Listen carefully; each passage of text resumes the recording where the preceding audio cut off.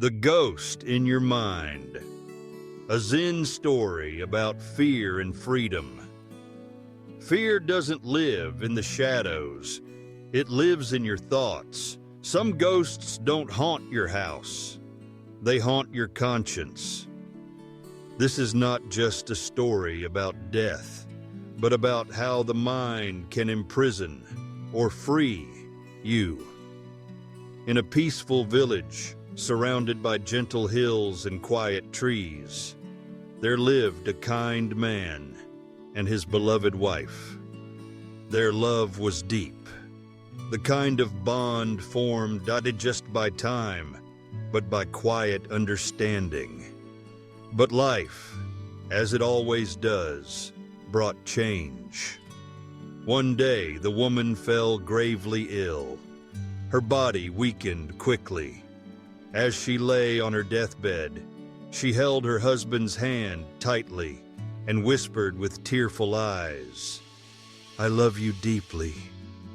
Promise me, after I'm gone, you won't fall in love with anyone else. If you do, I'll have to return to haunt you." The man, devastated, nodded with trembling lips, "I promise." She passed away soon after, and true to his word, the man kept to himself. He lived in quiet sorrow, carrying the weight of his love and the solemn vow he made. Months passed, seasons changed, but loneliness began to hollow his heart. The days felt longer, the nights colder. One day, he met a gentle woman, kind, understanding, full of life. Slowly, something shifted inside him. He smiled more. He laughed again, and eventually, he fell in love. Their connection grew. They became engaged. For the first time in a long while, the man felt truly alive. But that very night, she came back, pale as moonlight, eyes filled with sorrow and silent rage. The ghost of his late wife stood at the foot of his bed. "You broke your promise," she said, her voice like wind through dead leaves. "I warned you. I told you I would return." From that moment on, the ghost began visiting him every night. And what frightened him most wasn't her face or her presence. It was how much she knew. She described, in vivid detail, everything he had done with his fiancée, the meals they shared, the secrets they whispered, even the gentle touches and moments of laughter. The man was shaken. How could she know all of it? He couldn't sleep. He couldn't eat. He began to fear his own thoughts. Desperate, the man sought the help of a nearby Zen master, a wise old monk known for his serene smile and piercing insight. He poured out his story, trembling with confusion and fear. The master listened patiently. Then, without hesitation, he said, "This is a clever ghost indeed, but do not be afraid. I will give you a small trick."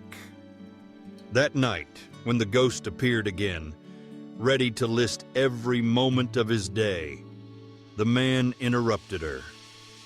"You are truly powerful," he said. "You know everything. I have nothing to hide, but I ask you just one question." The ghost narrowed her eyes. "Ask." He reached into a large sack and pulled out a handful of beans, closing them tightly in his fist. "Tell me, how many beans am I holding right now?" The ghost stared. Silence filled the room. Her expression faltered. She looked confused. For the first time, unsure. She said nothing, and in that instant, she vanished, never to return again. The ghost was never real. It wasn't a spirit from beyond. It was a reflection, a shadow cast by his own mind, his fear, his guilt, his unresolved promise. Every detail she spoke, he already knew. The ghost simply mirrored what lived inside him. But when he introduced something even he didn't know, a truth beyond his own thoughts, the illusion broke, because the ghost was only in his mind. This story isn't about the supernatural. It's about you and me, and the battles we fight within ourselves. So many of our deepest fears are not born in the world outside, but in our own hearts. They grow stronger the more we think, the more we replay, the more we believe in them. The Zen master didn't give him a weapon. He gave him clarity. And with that clarity, the fear dissolved. When we face our worries head on, not with panic, but with calm awareness, their power fades. When we stop feeding our fear with overthinking, we find peace. When we realize that most ghosts are made of our own thoughts, we become free. So the next time fear creeps into your mind, pause, breathe, and ask it a question it cannot answer. Because sometimes the bravest thing you can do is to understand your fear, not run from it.